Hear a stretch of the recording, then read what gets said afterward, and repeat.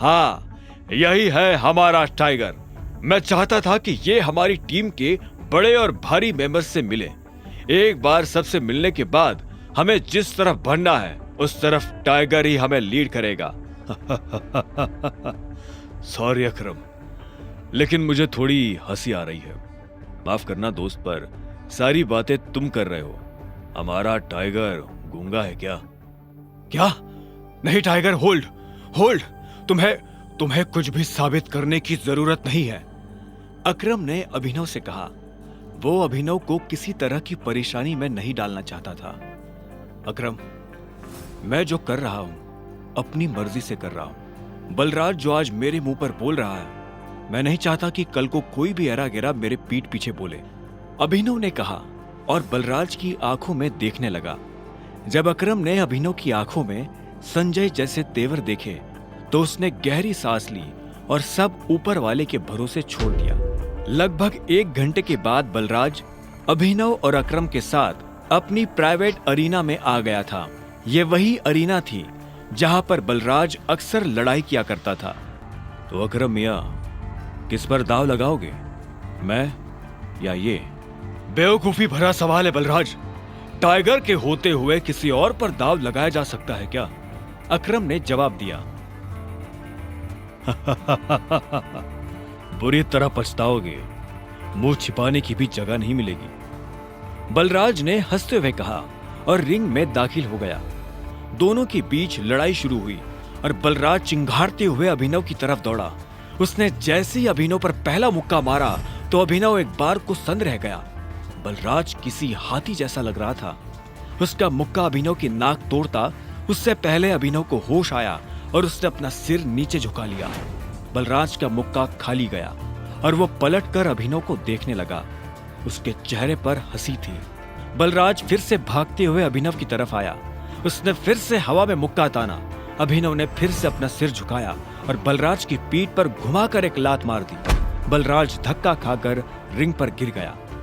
इधर अभिनव दूसरे कोने में खड़ा हो गया था। बलराज को इस बार गुस्सा आया।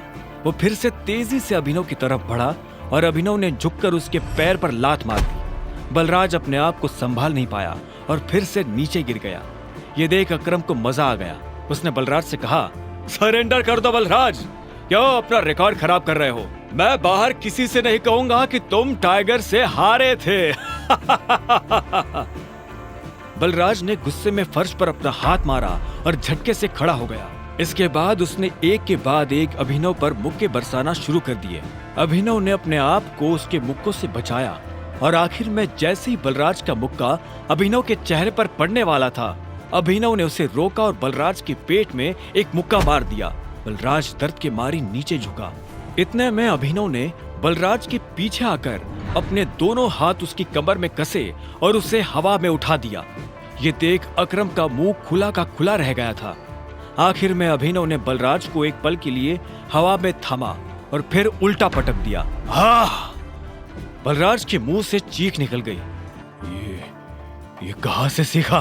कहीं से नहीं, ये टाइगर को विरासत में मिला है, उसकी गद्दी के साथ, अभिनव ने कहा। इतने में अकरम ने उसके पास आकर अभिनव को गले से लगा लिया और बलराज को चिढ़ाते हुए बोला, tiger tiger tiger tiger. Balraj की कमर में मोच आई थी, पर उसने हंसते हुए अभिनव से कहा, चलो शराब पीते हैं, आज की पार्टी मेरी तरफ से। इस बात पर अकरम ने कहा, ऐसे नहीं, ऐसे पूछो कि टाइगर, क्या आप मेरे साथ शराब पीना पसंद करेंगे? क्या आप मेरे साथ शराब पीना पसंद करेंगे मेरे टाइगर? बलराज ने कहा और अभिनव के सामने नीचे झुक गया।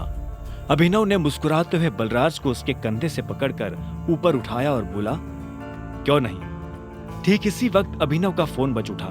उसने देखा अनन्या का फोन था। हाँ अनन्या, मेरे मम्मी पापा वापस आ गए हैं। जो कुछ भी हुआ उसके बारे में उन्हें पता चल चुका है। वो तुमसे मिलना चाहते हैं। तुम अभी के अभी मेरे दादाजी वाले घर आओ। अभिनव ने फोन जेब में डाला। इतने में अकरम उसके पास आया और बोला, क्या हुआ, सब ठीक है? हाँ अकरम, सॉरी बलराज, लेकिन मैं तुम्हारे साथ नहीं आ पाऊंगा। मुझे अभी अपने ससुराल जाना पड़ेगा। मेरे सास ससुर आए हुए हैं। ससुराल? तुमने शादी कब की? बलराज ने चौंकते हुए कहा। लंबी कहानी है, फिर कभी बताऊंगा, अभिनव ने जवाब दिया। बलराज ने आगे कहा, वैसे अकरम, हमें मोंटी को बुलाकर बता देना चाहिए कि नहीं, अभी नहीं। जब तक चीजें साफ नहीं हो जाती तब तक किसी को भी भनक नहीं लगनी चाहिए कि टाइगर लौट आया है। मोंटी जो कर रहा है उसे करने दो, अकरम ने कहा। इतने में अभिनव ने कहा, चलो मैं निकलता हूं। अकरम, तुम्हें याद है ना, मुझे कल से एक नई नौकरी। हाँ, तुम कल ऑफिस आ जाओ, मैं अपने सेक्रेटरी को बोल दूंगा, तुम्हारा काम हो जाएगा। ये सुन अभिनव ने अकरम और बलराज से हाथ मिलाया और वो बाहर आ गया। आगे की कहानी जानने के लिए देखें अगला एपिसोड सिर्फ पॉकेट एफएम के यूट्यूब चैनल पर, और द रिटर्न ऑफ टाइगर के सारे एपिसोड्स को सुनने के लिए डिस्क्रिप्शन में दी लिंक से डाउनलोड करें पॉकेट एफएम ऐप।